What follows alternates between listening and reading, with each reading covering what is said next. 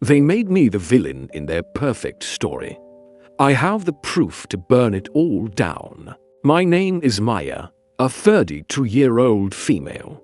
To understand the crime I didn't commit, you must first understand the prison we all lived in. Our warden was my father, Robert, a man who didn't just perform heart surgeries. He believed he owned the copyright on them. Our family was his second, less impressive, but equally controlled practice. My mother, Eleanor, was the curator of our lives, a woman for whom a stray leaf on the lawn was a personal failing. Our home wasn't a place. It was a museum exhibit titled The Achievements of Robert and Eleanor. And then there were the two main attractions. My sister, Chloe, a 34-year-old female, was the prized masterpiece.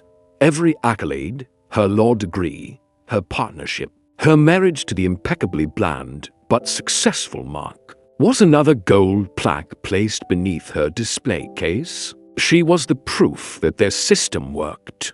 I was the interactive installation in the corner that never worked quite right. The sensitive one, at 22, a perfect storm of genetics, and the immense, unspoken pressure of that house triggered a severe depressive episode. A 6-month prescription for Zoloft became, in my family's law, Maya's breakdown. It was the defining event of my life in their eyes. It was the label they could stick on every one of my subsequent choices they disapproved of. My career as a freelance graphic designer unstable, my small apartment beneath her, my refusal to play the game concerning. The story truly begins 2 years ago, in the lead up to Chloe's wedding. It was less a celebration and more a military operation. The wedding was to be my mother's D-Day, the ultimate beachhead of social dominance. I was playing my part as a bridesmaid, a role that required me to be visible but silent, like a well-dressed potted plant. The inciting incident was a Tuesday. Chloe showed up at my apartment, something she never did. She was the ghost of her perfect self, pale, shaking, her designer coat soaked from the rain she hadn't even noticed. She didn't speak. She just opened her purse and let a positive pregnancy test fall onto my coffee table with a hollow plastic clatter. The silence that followed was louder than any scream. Her reaction was not joy. It was pure animal terror. "It's a problem, Maya," she whispered, her voice cracking. "A catastrophic, timeline-destroying problem. I tried the script. Mark will be thrilled. A baby. Mark is up for partner in 6 months," she hissed, her composure shattering. "They don't give partnerships to pregnant women. They give them maternity leave and a demotion. And Mom, the wedding. Can you imagine the whispers? She's only getting married because she's pregnant. It would ruin the entire narrative." I listened, my heart freezing in my chest, as she laid out her case with the cold, efficient logic of a lawyer arguing for a death sentence. She had already booked an appointment at a private clinic. She needed me to come with her. She couldn't tell Mark. He was too emotional, too attached to the idea of a family. She couldn't tell our parents. The disappointment would be a structural collapse of their relationship. "Why me, Chloe?" I asked, already knowing the answer. "Because you're the only one who's allowed to be a mess," she said, and the words, though delivered without malice, felt like a surgical blade. "You're the only one who will understand what it's like to have to dispose of a mistake." And the most damning part, I did understand. I saw the cracks in the marble statue, and I felt a twisted sense of pity. I agreed to be her accomplice.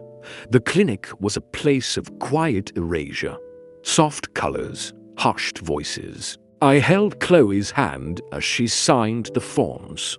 Her signature, usually a bold, confidence slash. Was a timid scrawl. When the nurse called her name, she looked back at me, her eyes those of a lost child. Don't leave me here, she pleaded. I spent the next hour in the waiting room, watching other women with their partners, their mothers, their friends. I felt like an imposter, a stand-in for the support system my sister was too ashamed to use. When she emerged, she was pale and hollowed out. I took her home, put her to bed, and sat in my living room, the weight of our secret feeling like a physical entity in the room with me. A week later, the fragile world Chloe had built detonated. She was supposed to be recovering from food poisoning. In her medicated, grief-stricken haze, she made a fatal error. She left the discreet, cream-colored envelope from the clinic, containing the follow-up care instructions and a discreet bill, in her handbag. Mark, looking for a tennis receipt, found it. His call to me was a masterpiece of confusion and burgeoning panic. Maya, what is this? This is from the Willowbrook Clinic. It's addressed to Chloe. There's a bill for a procedure. What procedure? Was she sick? Why didn't she tell me? My mind went blank. The script we had never written. Mark, you need to talk to Chloe. The fallout was swift. Within 2 hours, my apartment was the site of the Inquisition. My parents, their faces a mask of bewildered anger. Mark, looking lost and betrayed. And Chloe, the picture of tragic virtue. What happened next was not a lie. It was a strategic detonation, with me as ground zero. She didn't just defend herself. She launched a preemptive strike. Please, you have to understand, she sobbed, collapsing into our mother's arms. I was protecting her. Maya came to me. She was pregnant. She was hysterical. She said she was going to relapse, that she couldn't do it. She begged me to help her, to use my name, to keep it from destroying the family before the wedding. She painted a picture so vivid, so perfectly tailored to my family's prejudices, that it was bulletproof. I was the unstable, irresponsible sister. She was the selfless martyr, bearing my cross to protect the family name. The silence was a physical force. Then, my father turned his gaze on me. It was the same look he gave a faulty medical device. Is this true? It wasn't a question. It was a demand for a confession. I looked at Chloe. The silent plea in her eyes was a scream. This is the only way. Please. For me. In that moment, I saw the entire future unfold like a tragic play. If I told the truth, it would be a war one could not win. I was the unreliable narrator of my own life in their eyes. Chloe was the star witness for the prosecution. My truth would be dismissed as the ravings of a jealous, unstable sister trying to drag the golden child down with her. It wouldn't save me. It would only destroy her, devastate my parents, and shatter the family into a million irreparable pieces. So, I made my choice. I took the blame. I looked my father in the eye, and I said nothing. I simply bowed my head. My silence was my signed confession. The condemnation was immediate and absolute. My father called me a sociopath. My mother wept, asking how I could be so calculatingly cruel to my sister. I was formally and publicly uninvited from the wedding. My name was scrubbed from the programs. I was excommunicated. I spent the day of Chloe's wedding in my apartment, with the curtains drawn. I couldn't help myself. I logged into a distant cousin's social media and watched the live-streamed highlights. I saw it all, the perfect ceremony. My father, beaming, walking Chloe down the aisle. My mother, dabbing a proud tear. Chloe, radiant, smiling, the picture of resilience. They had edited me out of the family photo, and the picture was more perfect for it. I was the sacrifice that ensured their harmony. The months after the wedding were a cold, quiet hell. My phone, once a source of sporadic family updates, was silent. The few times I tried to reach out were met with a wall of polite, distant concern. "We think you need space to focus on your recovery, Maya," my mother would say, her voice crisp and formal over the phone. They had collectively decided I was sick, and my exile was the cure.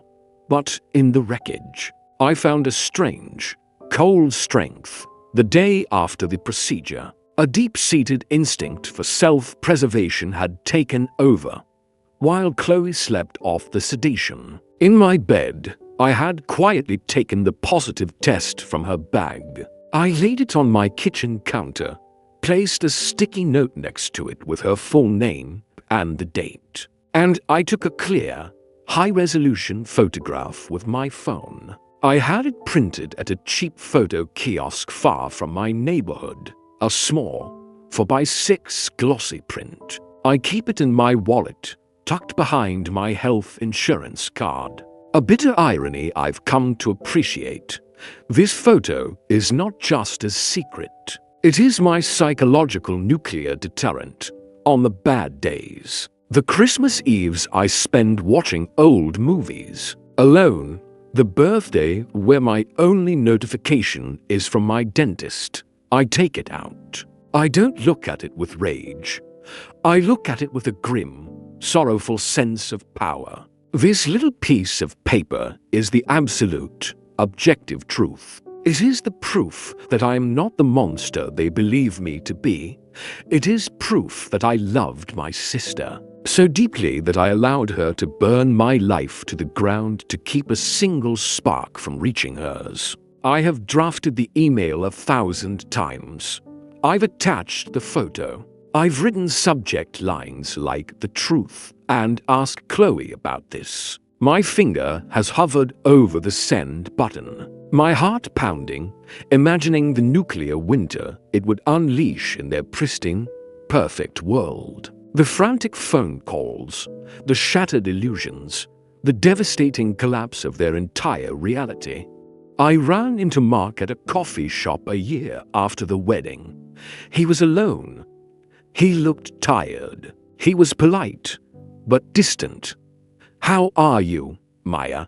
he asked, and there was a genuine curiosity in his eyes, beneath the layers of the story he'd been told. In that moment, I saw a flicker of a crack. I could have shown him the photo. I could have whispered the truth. But I just smiled tightly and said, "I'm managing. Give my best to Chloe." I walked away, leaving the grenade unpinned in my pocket. So, here I am, 2 years into my exile. I am the family ghost. They have their perfect narrative. A story where I am the villain and Chloe is the saint. It's a story that gives them comfort, that reinforces their worldview. And I have my truth. A truth so heavy it threatens to pull me through the floor some days. The most controversial, the most heartbreaking part of this entire saga is this: I still love them. I love my flawed, monstrously unfair parents, and I pity my sister, who is now trapped in the golden cage she fought so hard to preserve, living a life that requires the constant, silent knowledge of her own betrayal. To send that photo wouldn't be an act of justice. It would be an act of absolute annihilation. It wouldn't bring me back into the family. It would prove that their golden child was a coward and a liar, and that the parents who prided themselves on their judgment were profoundly, tragically fooled. Their identities, their very sense of reality, could not survive that truth. So, I remain in the shadows.